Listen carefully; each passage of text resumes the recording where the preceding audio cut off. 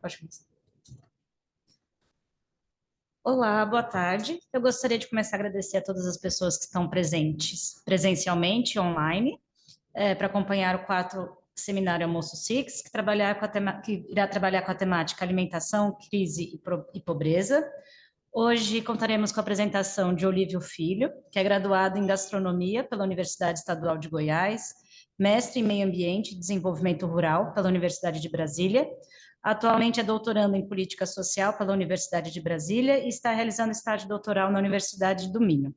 Como moderador, contaremos com o professor Fernando Bessa Ribeiro, que é professor associado da Universidade do Minho, fez o doutorado em Ciências Humanas e Sociais pela Universidade de Trás-os-Montes e Alto do Douro e possui agregação de Sociologia pela Universidade Nova de Lisboa.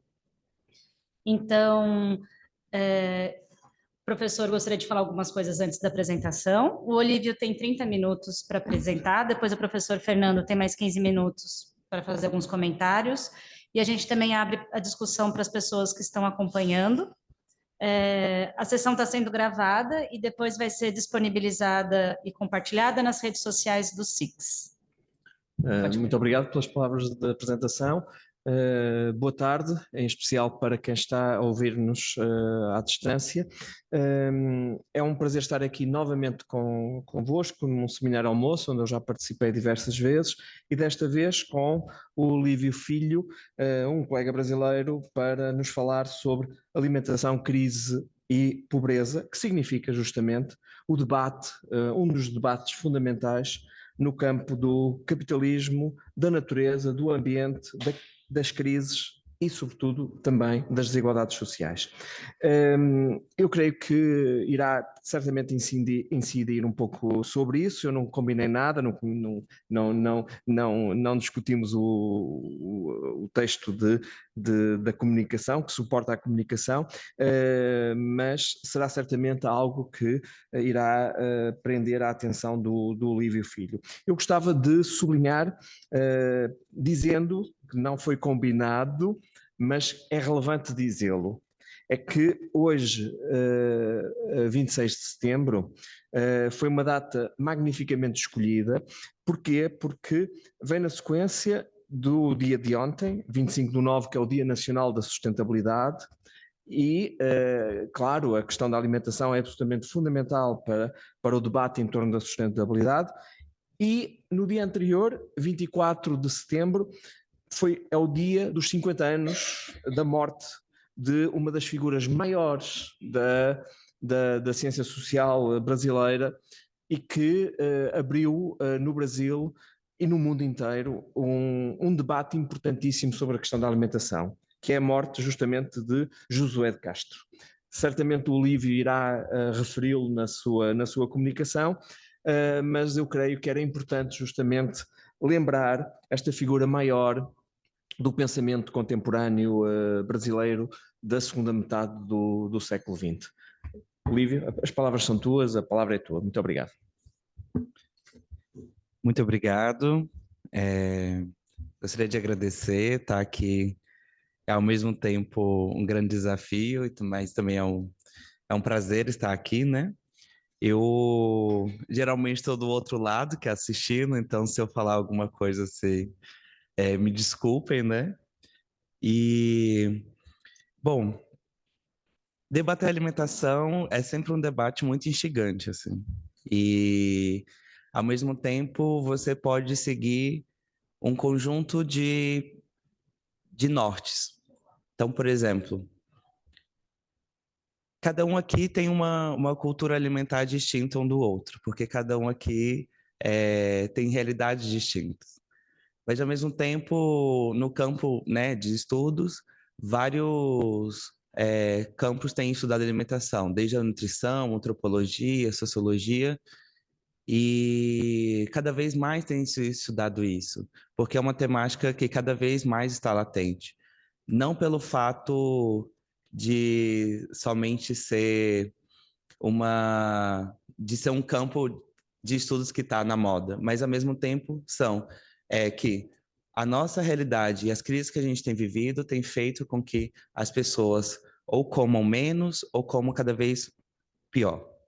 Então, isso faz com que esse debate seja extremamente instigante e que cada campo ali de concentração de estudos tenham reflexões extremamente instigantes e importantes, que se complementam. Então, dentro desse campo e das possibilidades desse debate, eu vou trazer aqui um pouco daquilo que eu tenho debatido no Brasil, né, em relação a esse campo, que é principalmente, né, essa relação entre capitalismo, alimentação, as desigualdades sociais, pobreza, e apesar de minha formação ser em gastronomia, então sempre tem ali alguns insights que vêm também da minha própria formação. Então, é uma mistura entre a academia, né, a minha formação acadêmica, mas também uma trajetória militante que eu tive no Brasil que vai influenciar nesse pensamento. Bom, eu queria começar com a afirmação de que a comida faz parte da nossa vida desde sempre. E, ao mesmo tempo, ela é uma necessidade humana. Quando eu me refiro que é uma necessidade humana, eu não estou falando somente de desejos, aspirações, daquilo que a gente quer comer, mas ela é uma necessidade vital, tanto no sentido biológico como no sentido cultural.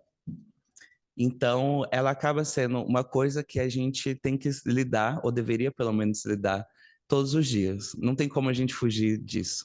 Então, cotidianamente, a gente tem, mesmo que você não perceba, um contato com a alimentação. Mesmo que você não perceba que você está comendo, possa comer qualquer coisa, a gente tem essa relação. E é uma relação que sempre teve, tanto nós como os animais, é uma necessidade vital. E como uma necessidade, a falta dela, ela carrega em si um conjunto de sérios prejuízos. Quando a gente vai debater necessidades humanas, que a gente tem refletido no Brasil, é o seguinte, pelo menos nas reflexões minha e do professor Newton, é que existem duas necessidades humanas básicas, que é a saúde física e a autonomia de agência. Autonomia de agência no sentido de que as pessoas, elas incorporadas dentro de uma sociedade, elas conseguem seguir a sua vida autonomamente, como essas duas necessidades humanas.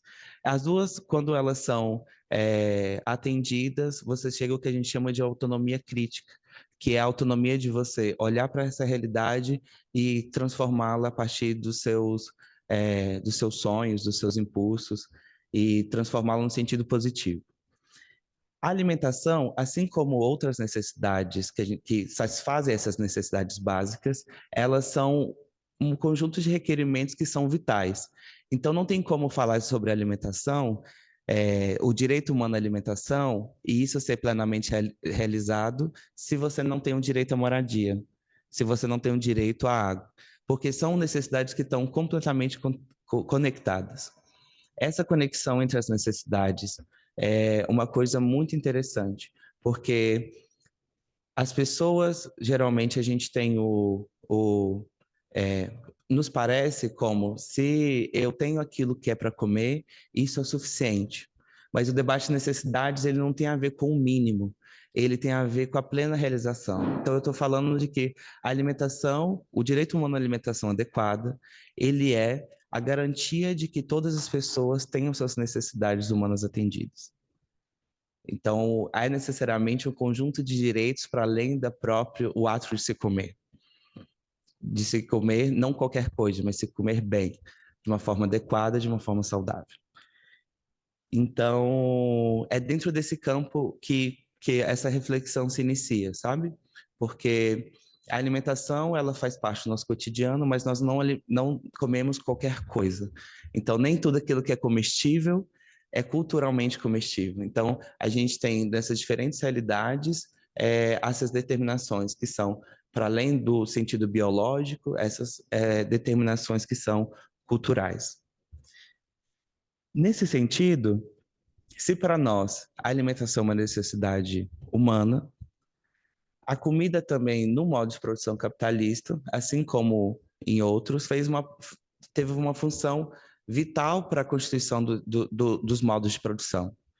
Então, se para a gente, no caso do modo de produção capitalista, a comida é uma necessidade humana desde sempre, Para o capital, ela é uma necessidade também, mas no sentido das necessidades do próprio capital, como uma mercadoria como qualquer outra.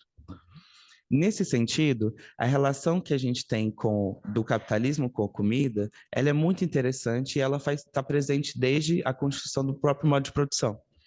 Seja no processo, né, da separação dos trabalhadores, né, da propriedade dos meios de produção, né, no processo de expropriação, principalmente ali dos camponeses, de suas terras, para a formação, né, desse conjunto de trabalhadores dentro da indústria urbana, assim como no processo das periferias, o processo de colonização e extermínio das comunidades tradicionais, para fazer com que os alimentos se barateassem no processo da indústria. Então, a própria alimentação e a comida ela tem um processo vital no que a gente chama de divisão internacional do trabalho. Então, por exemplo, eu que sou do Brasil, né?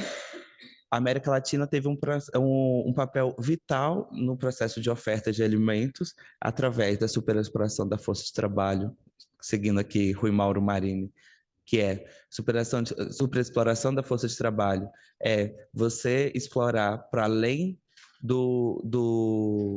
muito além daquilo que é se explorado dentro dos países centrais, para o barateamento da comida, para o início ali do modo de produção capitalista.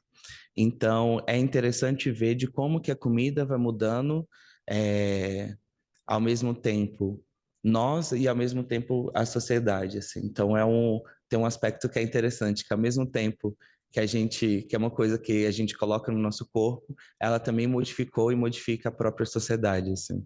Então, diferente de outras mercadorias, apesar de ela ser uma mercadoria como qualquer outra, ela tem suas especificidades, né?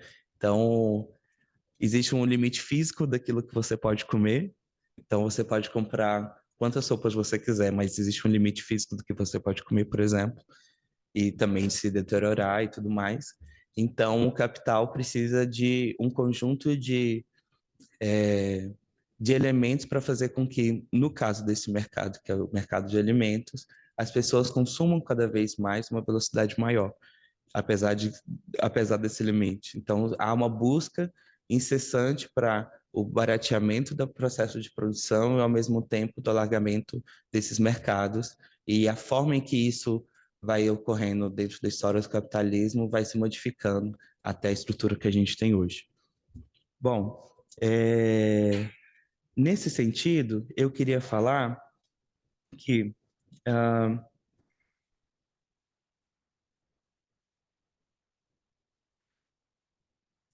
no capitalismo, a gente nunca viveu uma abundância tão grande de alimentos. Essa abundância, ela é uma abundância relativa, porque não é para todos e não é homogêneo de todas as formas. Essa abundância a gente considera como uma crise no sentido de que, uma crise tanto no sentido da qualidade desses alimentos como da forma. Então, aquilo que era fome, no sentido, em outros modos de produção, que apesar de ter relações de exploração, estava mais associada a questões também climáticas, a questões de catástrofe, a questão de limites do processo de produção, das formas de abastecimento e consumo. Hoje, essa crise que a gente vive em relação a alimentos, principalmente da dimensão da fome, a dimensão da fome, tem muito mais um elemento político do que um elemento real no sentido de falta de alimentos. Então, a gente nunca produziu tantos alimentos e a gente tem 1 a cada 8 pessoas no mundo passando fome. E quando eu digo fome, eu estou falando no caso de insegurança alimentar, principalmente grave, se a gente for analisar insegurança alimentar moderada e leve, esse número é muito maior.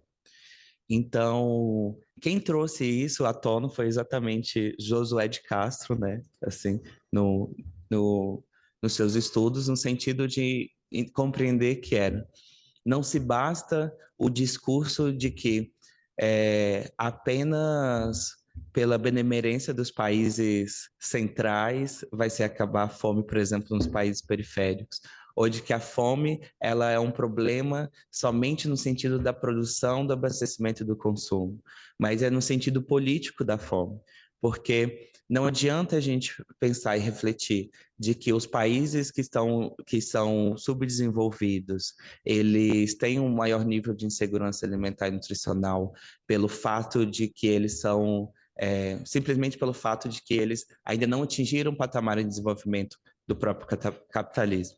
Mas é exatamente que a posição que foi subordinada a esses países, no sentido da superexploração de força de trabalho, faz com que os níveis de segurança alimentar são altíssimos. E esses níveis, exatamente, são nos países que mais produzem alimentos. Então, há uma reprodução dessa relação entre centro e periferia, em que a fome é uma questão estrutural, e que hoje ela se configura de uma forma distinta em outros processos. Então, essa dimensão política nunca produzimos tantos alimentos no mundo, produzimos, teoricamente, alimentos para 10 bilhões de pessoas e, ao mesmo tempo, 1 a cada 8 estão passando fome, se a gente for pensar essa dimensão e tal. E ao mesmo tempo, tem um conjunto de outros elementos que são essa crise, diferente em outros modos de produção, mas principalmente no nível do desenvolvimento do capitalismo atual, ela se configura uma coisa que a gente chama de dupla carga da má alimentação. Então, se por um lado a gente tem os efeitos crônicos da fome em todo o processo da história da humanidade, mas principalmente no capitalismo, como sua dimensão política, a gente tem a outra face da má alimentação, que é o aumento da obesidade e das doenças crônicas não transmissíveis. Então, a dupla carga da alimentação basicamente tem um termo que a Andrea Baca, que é uma professora da UFBC, ela usa, que é como se fosse uma alimentação do tipo suicida, que é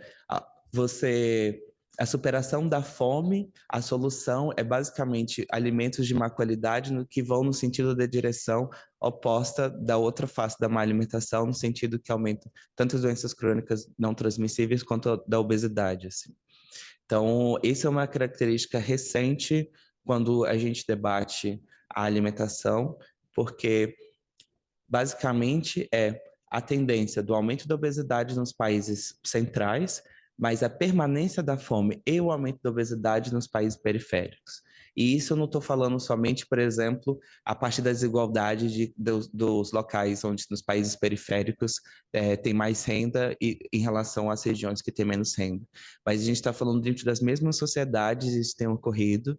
Inclusive, alguns estudos que têm sido feitos no Brasil e em alguns outros lugares, principalmente o NUPES tem sido pioneiro nisso, estudando famílias, o interior ali da alimentação dentro do lar, se identificou famílias em que há a presença de pessoas obesas ou doenças crônicas não transmissíveis e pessoas com níveis de segurança alimentar e subnutrição. Isso ocorre, por exemplo, em locais onde a mãe prefere passar fome para que o filho coma, mas o alimento que ela consegue dar para o filho não é um alimento adequado e saudável.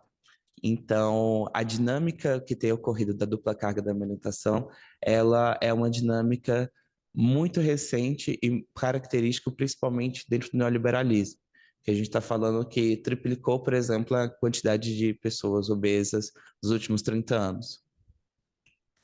Bom, avançando nesse debate, em relação à crise, pobreza e alimentação, é interessante a gente afirmar que essa crise estrutural do capitalismo, que ela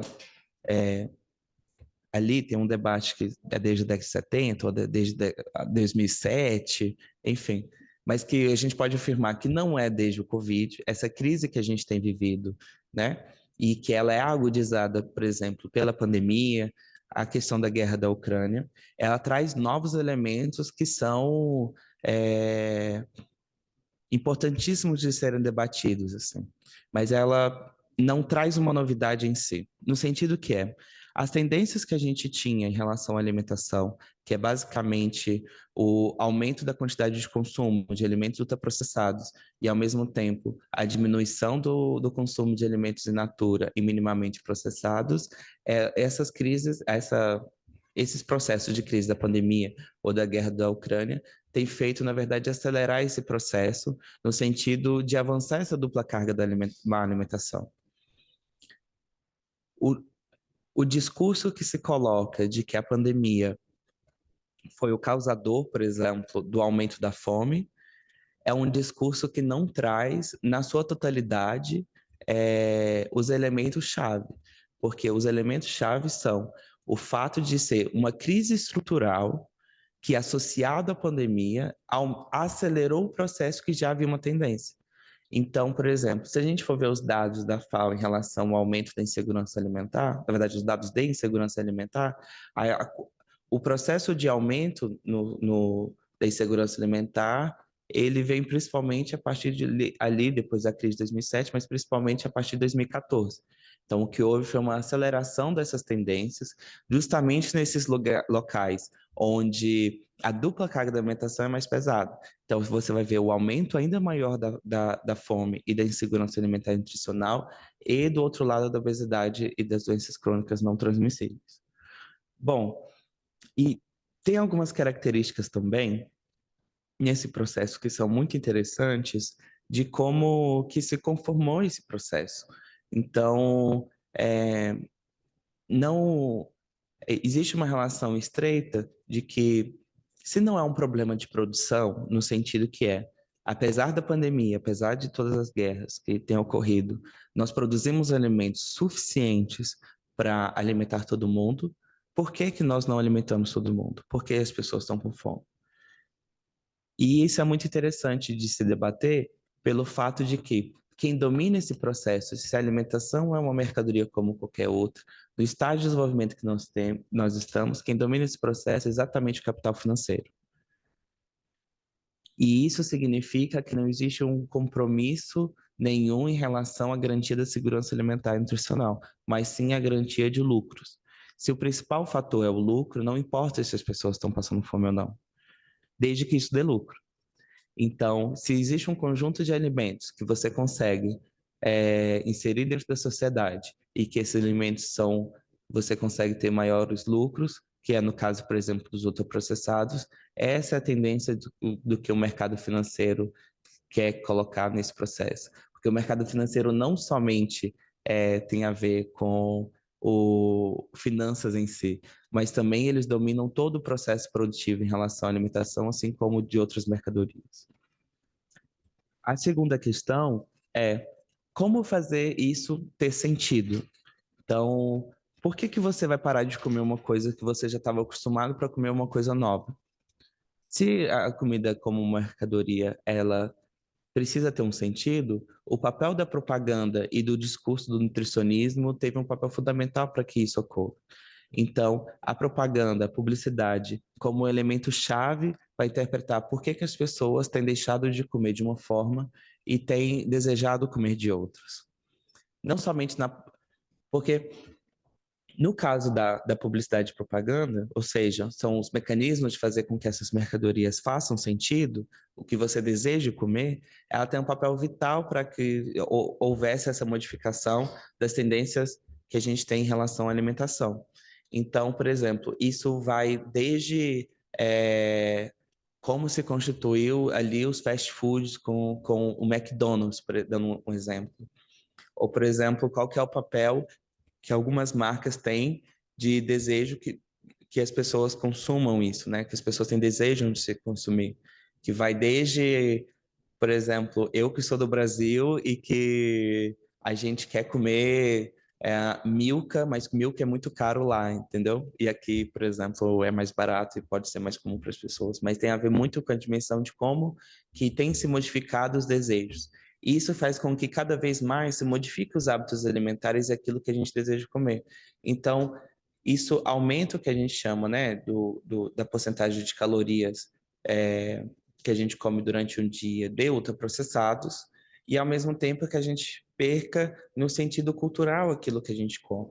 Então, cada vez a gente tem, além de cozinhado menos, cozinhado mal e comido pior. Isso faz com que as culturas alimentares se modifiquem, que é no sentido da maior riqueza que a gente pode ter em relação à alimentação, exatamente você ter uma alimentação que se relacione com a sua própria cultura e aquele ambiente que você está. E isso não é somente que eu estou falando da comida da vovó, ou de que seria só a comida de antigamente, mas é uma modificação estrutural que as pessoas estão cada vez com menos criatividade para cozinhar, cada vez menos sabendo cozinhar aquilo que era, por exemplo, culturalmente determinado da sua sociedade, da sua família, e cada vez buscado elementos que são exteriores a esse processo e que homogeneizam a sociedade. Então, por exemplo, cada vez mais no Brasil, a gente tinha comido produtos de farinha de trigo e não produtos à base de mandioca e milho, por exemplo. Isso é uma influência tremenda dentro da nossa sociedade. Então, isso faz com que esses alimentos tradicionais acabam ficando mais caros, porque elas não são as mercadorias mais baratas de se produzir, e quando cada vez tem menos as pessoas, cada vez mais vai subir o preço. Até, por exemplo, hoje no Brasil, a produção agrícola de feijão é a mesma da década de 80, apesar que a gente dobrou basicamente a população. Então, a gente pensar que há 40 anos atrás a gente produzia a mesma quantidade de feijão para o dobro da população, significa que alguma coisa ali se modificou de uma forma tremenda. Então, isso são dados muito interessantes, assim, que por exemplo, a variedade de milho que a gente tinha no Brasil, elas vai apenas agora a gente ter os milhos transgênicos híbridos, e a gente perdeu muito em relação aos milhos crioulos, que somente alguns pontos de resistência ainda conseguem ter ali essa produção. Isso significa também uma homogeneização e uma perda da diversidade daqueles mesmos alimentos. Então, cada vez menos a gente tem tipos de alface, cada vez menos a gente tem tipos de cenoura, cada vez menos a gente tem tipos de arroz produzidos localmente. E aí há uma inundação de produtos exteriores. Por exemplo, perto da minha casa em Brasília tinha avocado, mas não tinha abacate. Avocado vindo do exterior, aquele petitinho, mas não tinha um abacate grande que a gente tem no Brasil, por exemplo. Então, o que não faz sentido nenhum, assim. Então, há cada vez uma homogeneização daquilo que a gente deseja comer. Isso vai desde, por exemplo, o papel da propaganda dentro das plataformas das redes sociais. Se você for pegar, por exemplo, todos os vídeos que você já viu na internet de comida, você vai ter basicamente produtos à base de trigo, batata, bacon, queijo, algum tipo de proteína, usar ovo e é isso.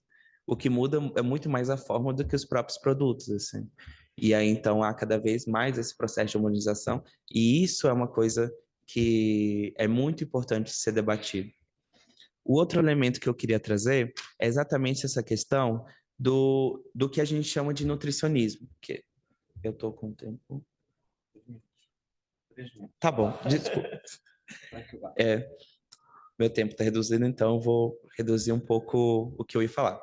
Mas o outro elemento que é muito importante que a gente tem debatido é o que a gente chama de nutricionismo. Nutricionismo basicamente é um termo que foi cunhado pelo George Screens, que é um professor australiano, para entender qual que é a ciência da nutrição que vai colocar o alimento somente no sentido do nutriente. Então, o nutricionismo, ele vai ser a ciência por trás das pessoas entenderem, principalmente no sentido científico, o alimento somente como ingrediente. Então, tipo assim, por exemplo, isso significa que, se você comer eu acho que o maior exemplo foi do ovo, assim. Então, o ovo agora faz mal, ou depois o ovo ele faz bem.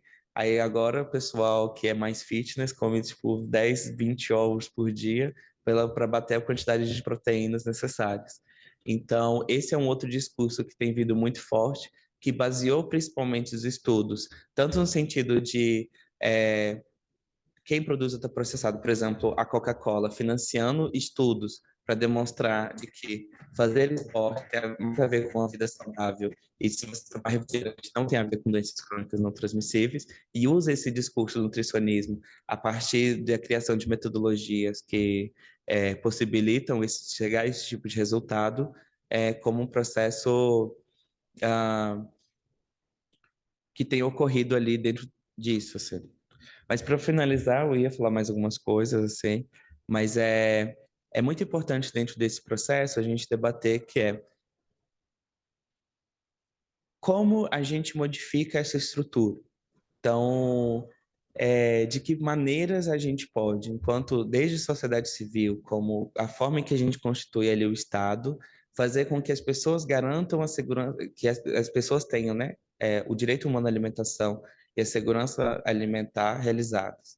Então, acho que esse é um grande questionamento que eu não tenho resposta, para ser bem sincero, porque se eu tivesse, eu poderia até falar, porque é um debate muito grande, mas eu acho que é uma questão que a gente tem que começar a refletir, que é por que a gente tem comido tão mal e pior, mesmo aqueles que não estão passando fome, e por que, ao mesmo tempo, as soluções que a gente coloca em relação à segurança alimentar e nutricional geralmente não partem de uma alimentação culturalmente determinada, mas sim a partir da visão nutricionista, do nutricionismo, que é uma vida cada vez mais fitness e endemonização de alimentos. Então, acho que é um pouco isso que eu queria falar. Peço desculpas aí pelo... Muito obrigado, Olívio. Cumpriste com o tempo que te foi atribuído e, sobretudo, cumpriste bem, falando, argumentando de forma muito bem sustentada e crítica sobre um tema que é absolutamente central na nossa vida pessoal, mas também na sociedade contemporânea. E começo pelo fim, não é? Do meu ponto de vista, qualquer transformação, enfim, eu não gosto muito de usar a palavra, mas vou usar qualquer transformação progressista e emancipatória passa necessariamente também por uma transformação radical, não apenas do modo como nós consumimos, mas também do modo como nós produzimos alimentos. Para responder à tua interpelação, enfim, eu também continuo à procura, justamente, vou usar uma ideia, um argumento, uma ideia weberiana de Max Weber, continuo à procura do martelo com que nós vamos partir o habitáculo duro como o aço. Quem teve teorias sociológicas sabe ao que é que eu me estou a referir, isto é, ao capitalismo. Bom, tenho que cumprir a minha missão, que é justamente fazer uma síntese daquilo que foi dito. Eu estou a olhar para o relógio, tenho um pouquinho mais de 10 minutos, vou tentar não ocupar esses 10 minutos, apenas para começar por constatar que o Olívio nos disse justamente que a alimentação nos confrontou com uma exigência de compreendermos a alimentação, mobilizando e estando atento àquilo que as diversas áreas do conhecimento, incluindo o campo das ciências sociais, em especial da sociologia, mas também da antropologia, nos podem dizer, com os seus estudos, com as suas reflexões, com a sua produção teórica sobre o que é a alimentação e a sua evolução histórica, porque é evidente hoje que as nossas preferências, os nossos hábitos estão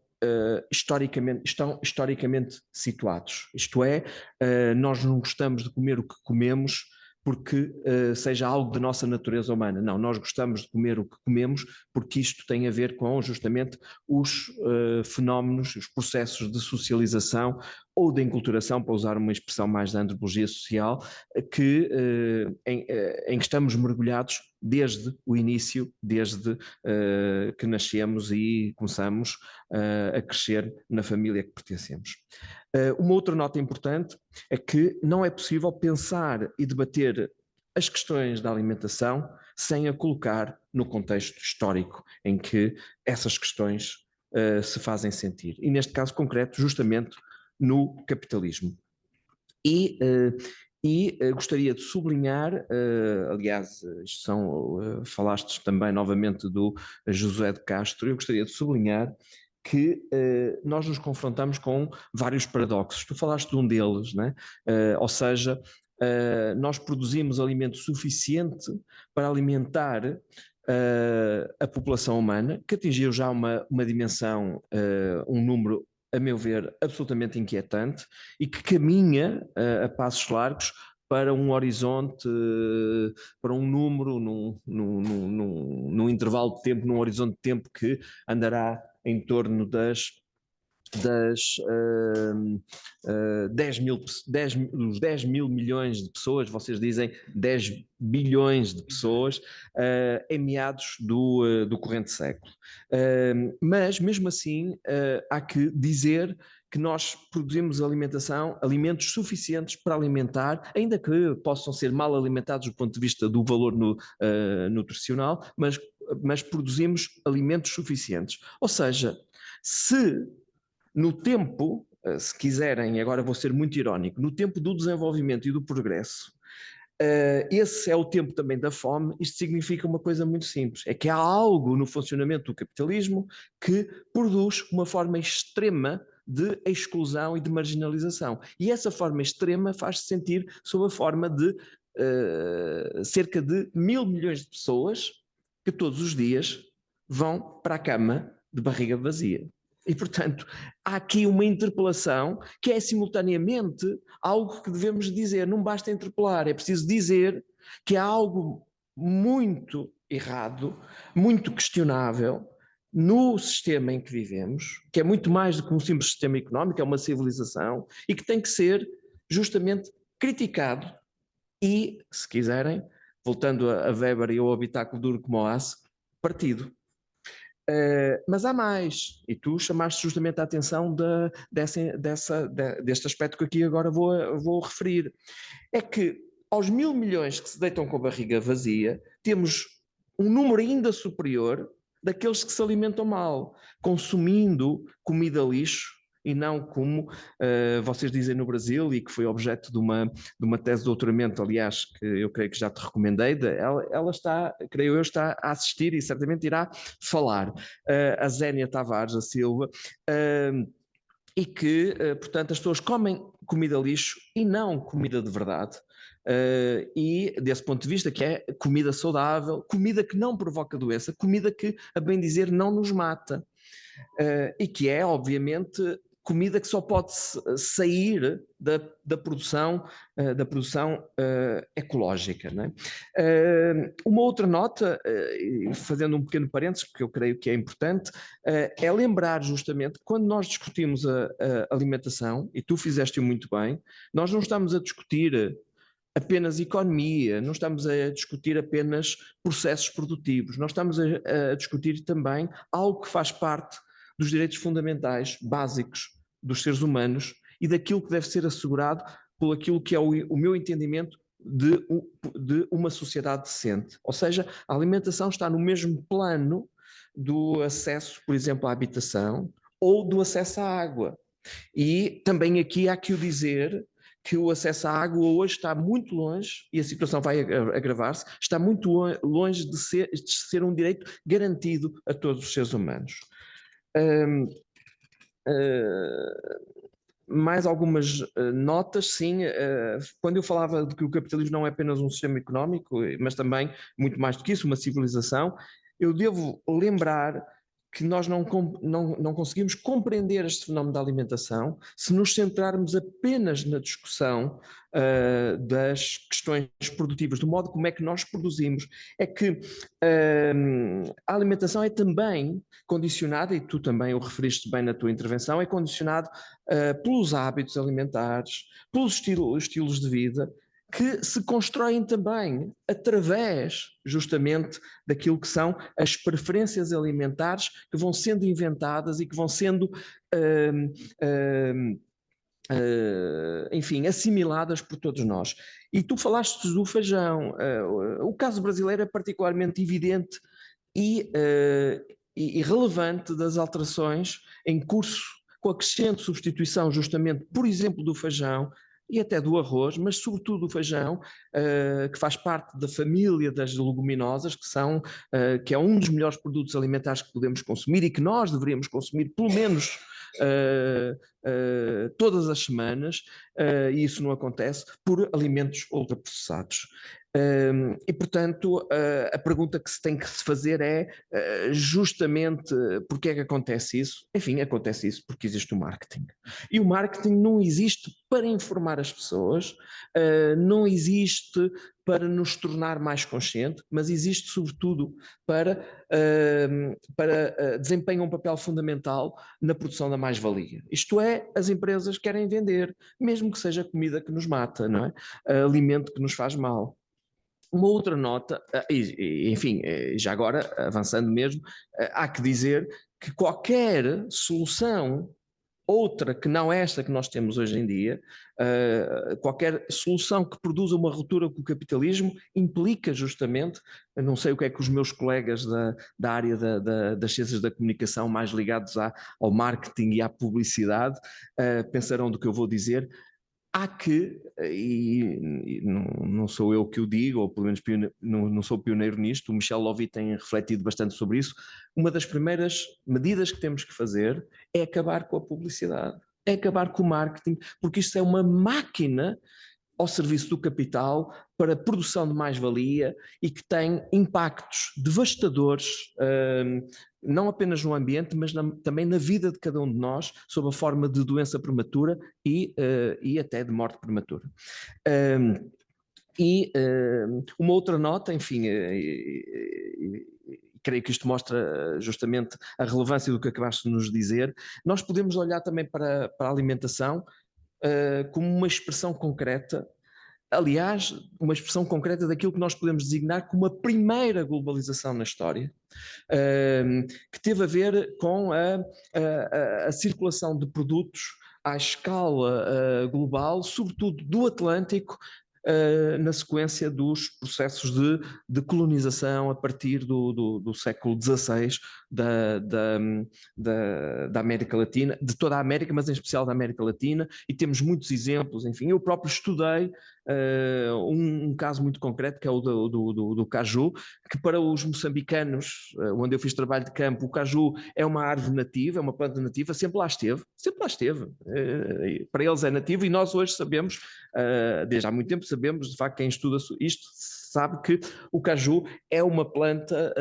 originária do Nordeste-Norte brasileiro e que é justamente depois, nestas dinâmicas de globalização, transportada para outras latitudes, em outros continentes, com particular sucesso, não apenas na África, mas também na Índia. E aqui, a propósito disso, eu posso lembrar, para percebermos a importância justamente do marketing, da propaganda, da publicidade como uma máquina de construção de preferências alimentares. Eu recordo-me, há 20 anos atrás, há um pouquinho mais, 21, 22, eu recordo-me que em Manjacase, na província de Gaza, no sul de Moçambique, a cerca de 250 km da capital, Maputo, eu em Manjacase, incluindo nas zonas mais rurais, mais afastadas do centro da vila, eu poderia não encontrar uma garrafa de água mineral. Não havia, de certeza. Mas se eu quisesse beber Coca-Cola, havia. Sempre encontrava Coca-Cola para beber.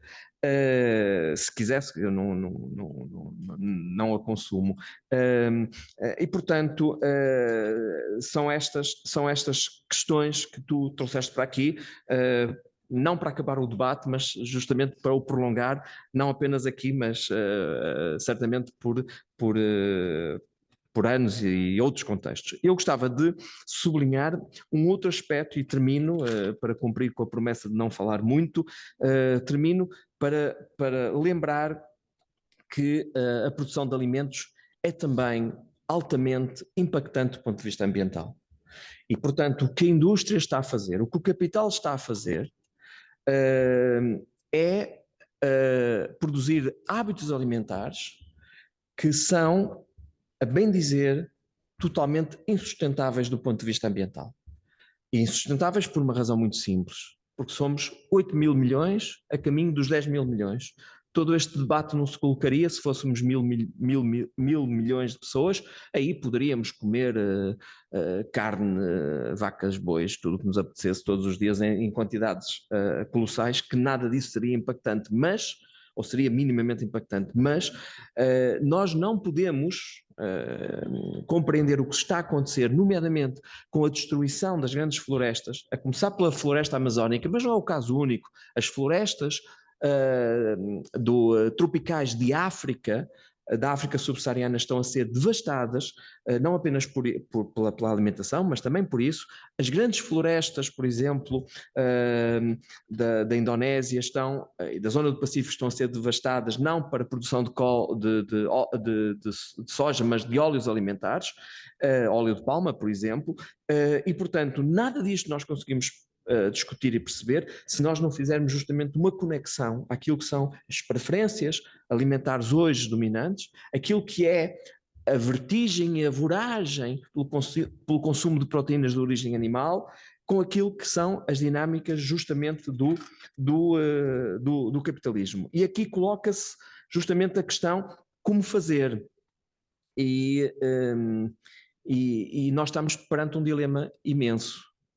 Imaginemos que inventávamos e construíamos e produzíamos um colapso súbito do capitalismo, e a Zénia que nos está a ouvir sabe bem o que eu vou dizer. Imagina que produzíamos um colapso súbito do capitalismo. Será que teríamos condições para voltar a uma produção estritamente ecológica? Tenho algumas dúvidas. Porquê? Porque a produção ecológica é não apenas mais cara, mas isso poderíamos resolver no contexto de uma produção radical da igualdade entre todos nós, entre todos os seres humanos, mas há um problema justamente da capacidade, da disponibilidade de terra arável, produtiva, para alimentar mais de 8 mil milhões de pessoas. E, portanto, a resposta não é fácil. Era isto que eu tinha para dizer, sublinhando que gostei imenso da tua intervenção e já estou a pensar em convidar-te para uma outra iniciativa fora da universidade, neste caso, para um ato de sociologia pública. Depois falamos sobre isso. Muito obrigado. Peço desculpa por talvez ter sido um pouco excessivo, mas muito obrigado.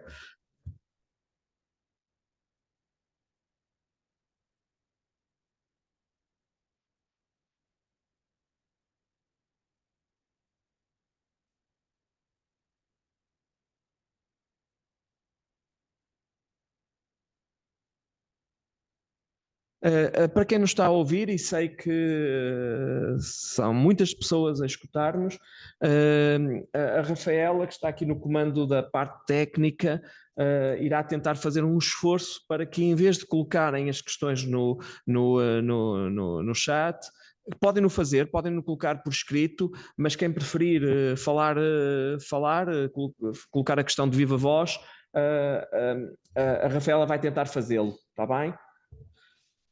Rafaela, deixo para ti agora, está bem?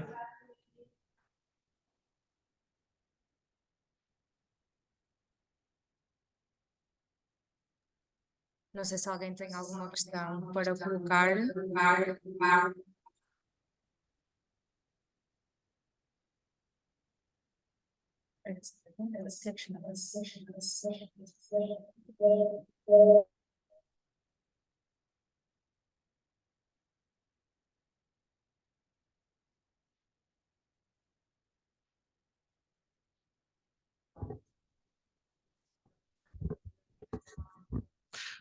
Olívia, eu vou pedir o seguinte: se houver mais de que.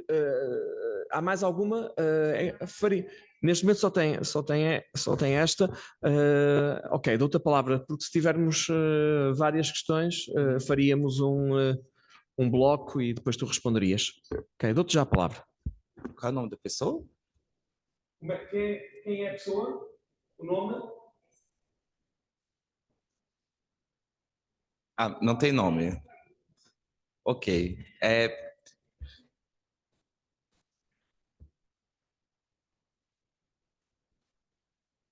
Então, quando a gente debate sobre essa questão do nutricionismo, existem dois processos interessantes em relação a essa questão dos insetos. Um é que, do ponto de vista ecológico, de fato, você consegue um conjunto de proteínas ali, é um alimento com alto teor de proteínas, e que você consegue produzir num espaço muito pequeno. Ao mesmo tempo, a minha maior questão é: as pessoas, de fato, elas estão... isso é, de fato, culturalmente comestível? No sentido que as pessoas estão abertas nesse sentido a comer esse tipo de inseto, ah, mais porque agora é uma questão de que existe não somente o modismo, mas é porque não faz parte da cultura, no geral, ocidental comer esse tipo de alimento. Então, isso se tornou principalmente a partir tanto de um debate das pessoas que são de alimentações alternativas, assim como pessoas que precisam de alimentos com alto teor de proteína, que fazem exercícios físicos ou tudo mais. Eu não sei até que ponto é culturalmente comestível, assim. Tipo, se as pessoas estarão abertas a isso, assim. Porque a gente não tem lastro do ponto de vista cultural e muito menos do que se fazer com esse tipo de ingrediente, assim. Mas é interessante do ponto de vista de você ter um alimento com um alto teor de proteína, mas eu não sei até que ponto o mercado vai se sustentar a partir disso, assim, ou se vai ser uma onda, uma moda, assim como já teve de outras coisas, como todo mundo ficou fascinado com cranberry, com... Oi? Alga, um monte de coisa, assim. Então, eu acho que a médio prazo já não vai existir muito esse debate, mas eu posso estar errado também, assim. Que, por exemplo, ninguém imaginava no Brasil de que, quando começou a ter o boom do açaí, de que ia virar um mercado tão consolidado como é. Que não tem nada a ver do ponto de vista cultural com o açaí do norte do Brasil. É outro açaí, que é uma mistura doce, grande parte ultraprocessada, que você come com comidas com chocolate, leite condensado. No norte a gente come açaí com peixe, com camarão, farinha. Então, pode ser também, mas de fato, não sei.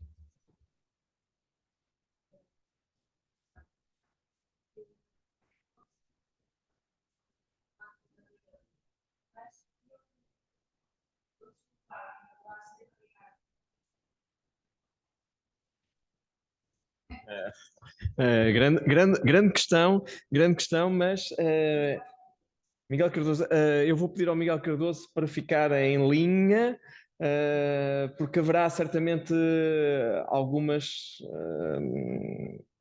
intervenções aqui na sala. Estou a olhar para o Carlos, certamente quererá dizer alguma coisa. Carlos, tens que falar aqui. Não, eu estou a dizer, eu deixei o Miguel Cardoso em espera porque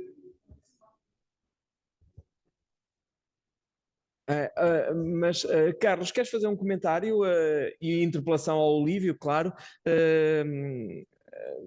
Por favor, dirige-te ali ao microfone. Se não estiver ligado, é só clicar. Vai lá.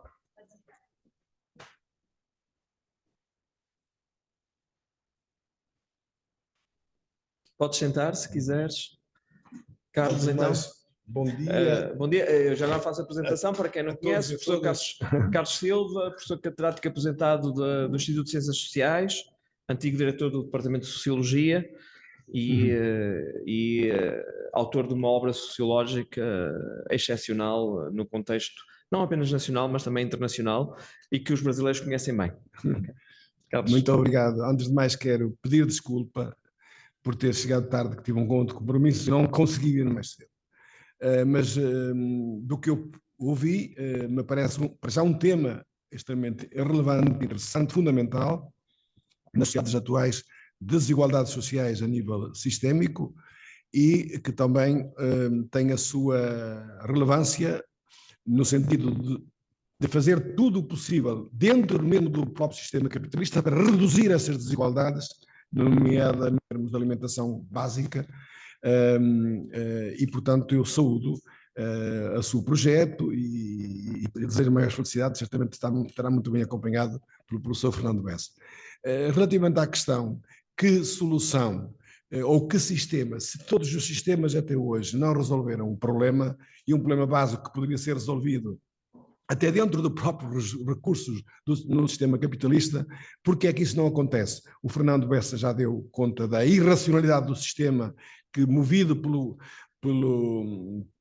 obtenção do lucro e de mais-valias, não tem interesse em resolver, e portanto o problema não é só uma questão de impossibilidade, é uma questão da lógica do sistema, é no sentido de despreocupar-se com a grande parte da população no mundo atual. E, portanto, creio que, evidentemente, apesar da luta no sentido de ser a nível regional, nacional e internacional, de luta pela melhoria das condições básicas, nos direitos básicos, como seja a alimentação, o direito à água, à saúde, à habitação, etc., todos esses direitos devem ser conquistados passo a passo para o maior número e, se possível, todos os cidadãos e cidadãs. Eu creio que o problema só se resolverá com uma alteração sistémica do capitalismo. Ou seja, não podemos sequer esperar que o capitalismo resolva. Não resolve o problema ambiental, não resolve o problema ecológico cada vez mais grave no mundo de hoje, ao ponto de termos pessoas insuspeitas como o Papa Francisco, que aponta para essa questão de uma economia que mata e que não resolve os problemas ecológicos. Temos também de concluir que o sistema não dá saída. Portanto, creio que será, se os modelos do passado, que não podia-se pensar, mas teria existido algum comunismo primitivo em que isto se resolveu? Não. De acordo com as investigações históricas, poderia haver mais igualdade, ainda que rudimentar, mas os problemas da escassez e da pequena desigualdade existiam, conforme vários autores, e portanto não podemos retroprojetar um sistema que existiu para pensar nós podemos voltar a reproduzir esse sistema. Não. Já passámos vários sistemas, do esclavagismo, do feudalismo, do capitalismo, embora com diferenças entre eles.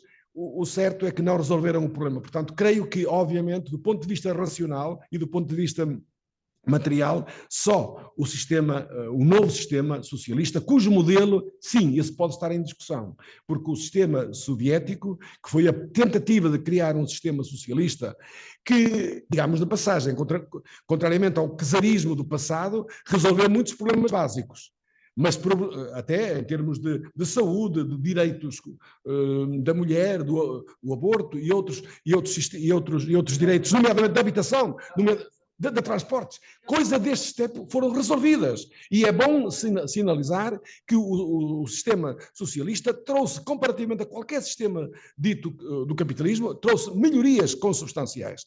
Só que o problema não se resolveu a outros níveis, nomeadamente em termos de modelo político. Ou seja, o centralismo dito democrático era mais centralista que democrático. Os trabalhadores, os operários foram afastados das decisões do poder a nível de fábrica, a nível de comunidade e a nível nacional. Criou-se uma camada de política de dirigentes que, de facto, esqueceu uma coisa básica, que teria, para já, da própria industrialização forçada que inventou, esqueceu-se do básico, que era ter menos horas de trabalho e melhores condições até de alimentação. Os trabalhadores soviéticos penaram durante décadas, com enormes problemas também, digamos, em termos alimentares e de horário de trabalho. Mas tudo estava na ideia de que iria haver uma nova solução futura. Ora, isso, de facto, tampouco aconteceu. Não resolveram o problema da Aliança Operária Camponesa, os camponeses não se colocaram ao lado da revolução e foram vários fatores que vieram fracassar este modelo. Significa que o modelo está perdido? teremos que rever, teremos que reconcionar outro novo modelo que seja democrático e também com as conquistas. Obviamente terá que passar pela socialização dos meios de produção e depois todo um processo de democratização que pode ser numa democracia associativa, numa democracia direta, que realmente procure justamente ir ao encontro das necessidades, que será ser a planificação que houver terá que ter em conta as necessidades básicas, a começar pela alimentação. Eu sou, portanto, adepto de um novo sistema com outro modelo que os do passado, mas que realmente pode eventualmente resolver este problema básico. Muito obrigado. Carlos, muito obrigado. Dou a palavra ao Olívio. Acho que já foi isso. Para responder à pergunta do Miguel Cardoso e para comentar, contrapor ou concordar com o que o Carlos Silva acabou de dizer. É até difícil falar depois dele. Mas eu concordo, assim, no sentido de que essas necessidades, como alimentação, moradia, não são questões que não poderiam ser resolvidas no modo de produção capitalista. Por exemplo, no Brasil tem mais casa do que gente fora que precisa de casa. Então tem mais casa vazia do que gente na rua. Mas tem muita gente na rua. Então, não é um problema no sentido do desenvolvimento das forças produtivas, do que a gente tem e tal, mas é no sentido que essas desigualdades são tamanhas em que o modelo só funciona se for dessa forma, em que há um conjunto uma massa de trabalhadores enorme que são deslocados para os lugares mais marginalizados possíveis, e ao mesmo tempo você com um conjunto de casas fechadas, ou você produz alimentos para 10 bilhões e 30% dessa produção é desperdiçada no processo produtivo. 30%, a gente está falando, é muita coisa. Então, vai desde no sentido estético, que a cenoura ela tem que ser retinha, até o processo de transporte como um todo. Então, o tamanho do desperdício dentro das casas. Então, não é uma questão de um problema... a solução da fome, ela poderia ser colocada dentro ser resolvida dentro do capitalismo. Mas como é um problema mais político do que, de fato, produtivo, é necessário compreender de que a solução da fome e, ao mesmo tempo, a garantia de uma alimentação adequada e saudável, ela não vai se dar dentro desse modo de produção. Porque ela é uma questão muito mais política e ideológica de como se organiza a questão do modo de produção do que uma questão do que está disponível de fato para as pessoas. É isso. Eu tenho aqui um WhatsApp ligado porque a Zénia quer colocar uma questão.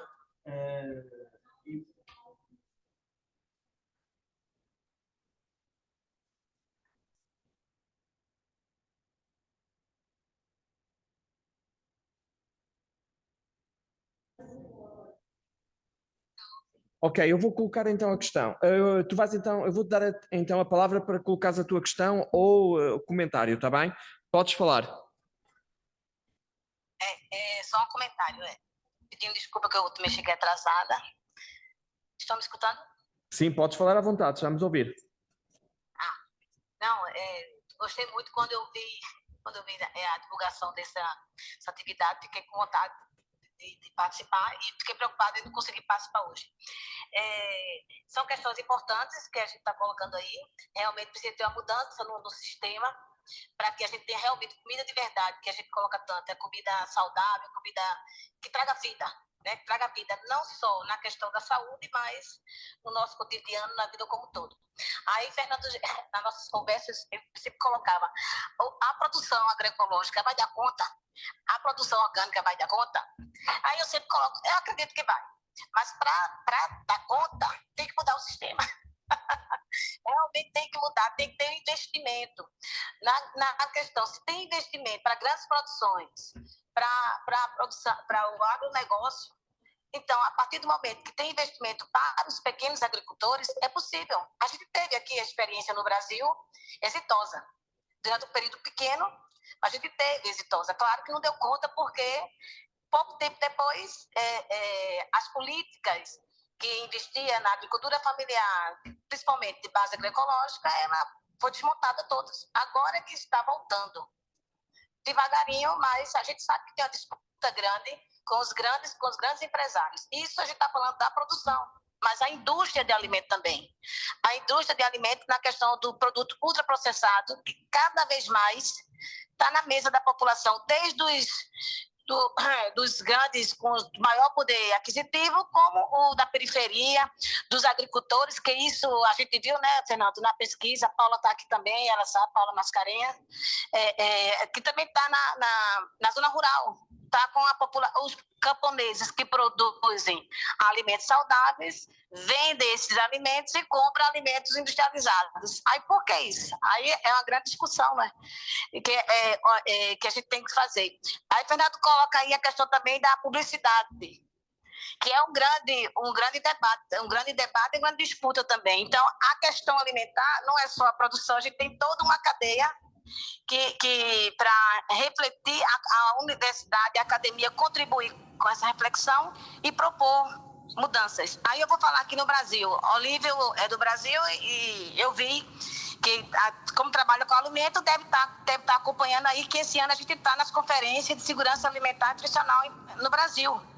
O tema da conferência é a questão de erradicar a fome, democracia e direitos e equidade. Então, questões bem complexas para a gente discutir e propor para o governo federal, o governo estadual, o governo municipal, propostas para que acabe com a fome. A gente sabe que não é fácil, mas é uma discussão que precisa ser cada vez mais aprofundada. Gostei quando no final o Fernando disse que ia te convidar, Olívio, para estar não só dentro da academia, mas fora da academia, que a gente precisa estar também junto lá da sociedade como todo, dialogando e junto com eles propondo questões para acabar com a fome e também ouvindo e tá na luta. Okay. Você falou agora da população de rua, eu quero só chamar a atenção.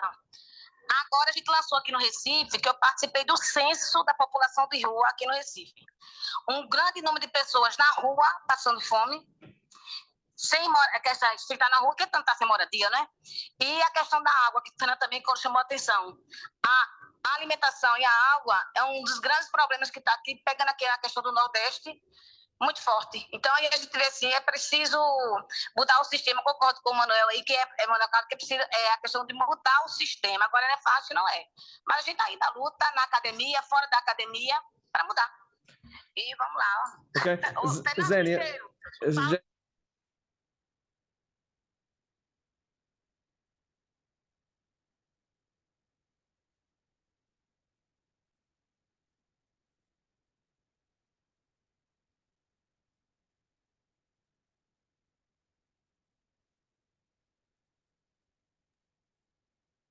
Professora Paula, não sei se quer ativar o som. Sim, acho que já não vos ouvia. Olha, gostei muito do debate, está cada vez melhor e a nossa focou, a Zénia focou um problema interessante, uma situação interessante, a falta de água. Ou seja, se não houver água, como é que será esta produção industrial de que falamos? Claro que pode haver, como eles estão a pensar, a transformação, toda a implementação da OGM nos países de alimentos, que não precisam tanto de água. Mas isto vai, dois aspectos fundamentais que eu penso mais no Ocidente, quer dizer, mais para o continente europeu e sobretudo para Portugal, que tenho acompanhado. Como fazer se nós, a reserva agrícola nacional e a reserva ecológica está a ser desafectada para construção. se houver uma crise, como é que nós poderemos alimentar a população portuguesa? Os produtos vêm todos de fora, com certeza. Nós ouvimos há pouco tempo na televisão da produção do leite que que não traz lucro para o produtor. Traz até um déficit, o preço do leite traz um déficit para o produtor. Então, não vos parece que irá regular este aspecto da produção em grandes quantidades, se não houver água e se não houver terrenos para a agricultura? O que vos parece? Andaremos todos a comer um comprimido com as quantidades necessárias por dia? Eu penso que também é refletir sobre esse aspecto, não só da homogeneidade, que é bem discutível, a homogeneidade este debate entre a homogeneidade e a heterogeneidade, que está na minha tese, esse debate é muito importante, como também o debate ecológico, ou seja, o que é que será o futuro da alimentação? Penso que até poderia ser um colóquio. Paula, muito obrigado. Eu vou dar a palavra ao Lívio. Olívio, tens um comentário do Miguel Cardoso, Carlos Silva, Zénia e Paula, que nos trouxe para agora uma questão que é chave no debate sobre alimentação no Brasil, que é justamente o da segurança alimentar enquanto um elemento essencial da soberania nacional, e que aqui, por via desta adesão acrítica à União Europeia e às teses federalistas europeias, não tem sido devidamente considerado. E se há lições, há muitas lições a tirar da pandemia de Covid-19, e uma delas é que aquilo que nos dizem como sendo uma verdade indiscutível, isto é, a solidariedade europeia como o elemento fundamental da ação dos diversos Estados que compõem a Europa, é uma, permitam-me o tom coloquial, é uma treta, é uma balela, porque de facto, quando os interesses nacionais se confrontam, eles imediatamente emergem como orientador, como determinante das políticas dos Estados e dos seus governos. Dou-te a palavra. Como a gente diz no Brasil, farinha pouca, meu pirão primeiro. Sim. Esse debate é muito interessante, assim. Acho que eu fiquei lembrando, principalmente na fala da Zélia, Zénia, desculpa, Zénia. Lembrei de um livro do Warren Belasco, tem ele em português, pelo menos no Brasil, aqui eu não sei, que é um livro sobre a história do futuro da alimentação. Então, como que o discurso de como que o futuro da alimentação seria, então ele vai percorrendo historicamente esse discurso. E aí é muito interessante, porque tem elementos que passam por todas essas eras, assim. Então, desde a preocupação com o aumento da população, então tem alguns debates, por exemplo, que se a humanidade chegar a 1 bilhão de 1.000 milhões, que vocês falam, né? 1 bilhão. 1 bilhão vai ser o extermínio da humanidade, assim. Então, é muito interessante vendo como que essa história se dá, assim. Porque, de fato, a gente só pode supor, né? Mas no sentido que, pelo menos para nós, assim, que eu estou compreendendo que a gente está tudo dentro do mesmo campo, que queremos ter uma alimentação cada vez melhor, assim, e no sentido de nós precisamos construir esse processo. Acho que existem iniciativas muito interessantes que têm ocorrido, tanto no sentido de políticas públicas em diversos locais do mundo, desde, por exemplo, políticas de abastecimento alimentar na China em relação a wet markets, que são os mercados de produtos in natura e minimamente processados, e que tem uma quantidade, por exemplo, muito menor de supermercados, e esse domínio que eles têm dentro do mercado ali é muito menor, até no Brasil as políticas de, por exemplo, de segurança alimentar, que vai desde a questão, por exemplo, do PNAE, e do PA, da Política Nacional de Alimentação Escolar e do Programa de Aquisição de Alimentos, que há um conjunto de incentivos da compra pública de alimentos da agricultura familiar. Então, isso é muito interessante, de como que o Estado pode ser um potencializador no sentido da produção da agricultura familiar dentro de um país, assim. Então, não sei como funciona isso aqui, mas, de fato, a política de abastecimento no sentido de um país também é vital, assim. Então, o Brasil, no governo Bolsonaro, a CONAB, que é a Companhia Nacional de Abastecimento do Brasil, houve a venda de diversos estoques, de diversos locais, né, de estrutura de estoque público de alimentos, e que hoje a gente não tem.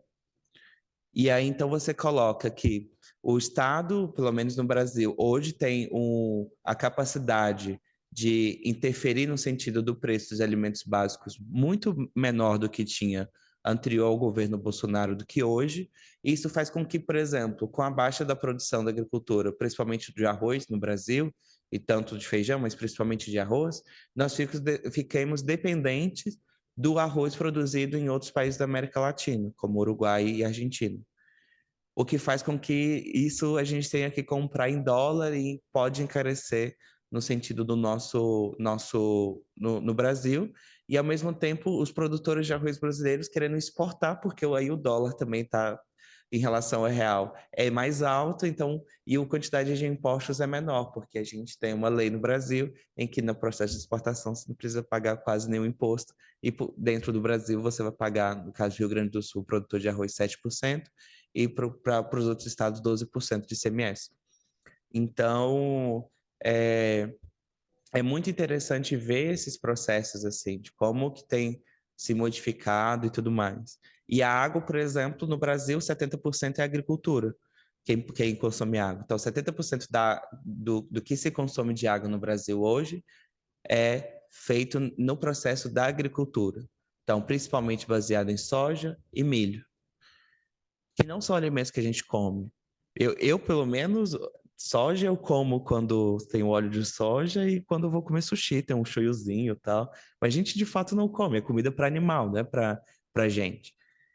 E 15% para a indústria e só somente 5% são de uso do consumo de moradia.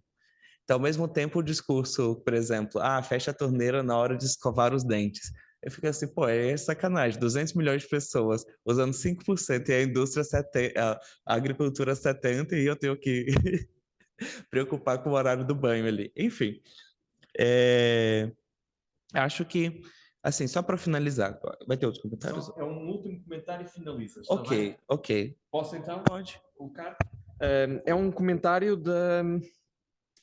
da Cíntia Luderer, creio que será assim que se pronuncia, Cíntia, e vou ler. Há muitos paradoxos no universo alimentar a porem à mesa. Começando que a indústria é que menos desperdiça alimentos quando se analisa o sistema. Palavras-chave para perceber a alimentação e seu consumo. A questão do agro é mesmo muito nociva e vai além do que se faz no Brasil. Na Europa estamos a ter uma máfia a manter trabalho escravo no campo. Quanto ao marketing e publicidade, caminhos paralelos e distintos estão amarrados ao espetáculo mediático e imagens que reduz ou condiciona os sentidos dos consumidores. Poderíamos pensar como uma chave na educação do consumidor para entender toda essa panóplia, é uma questão. Não ouvi essa palavra-chave na parte que ouvi.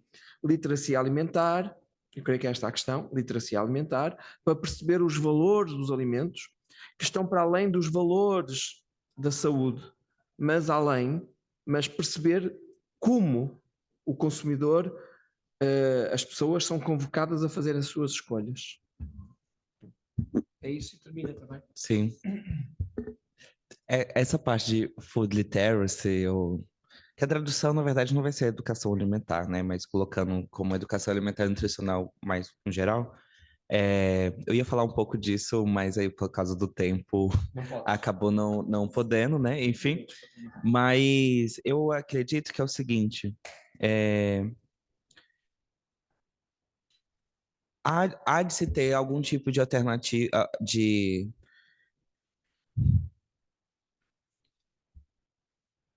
Como que eu explico?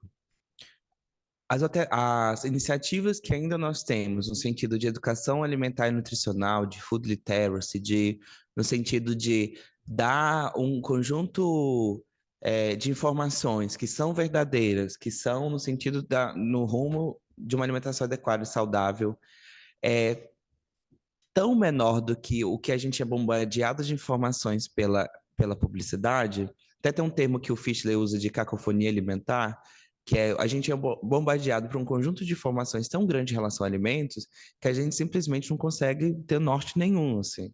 A gente segue junto com o fluxo do que está acontecendo, assim.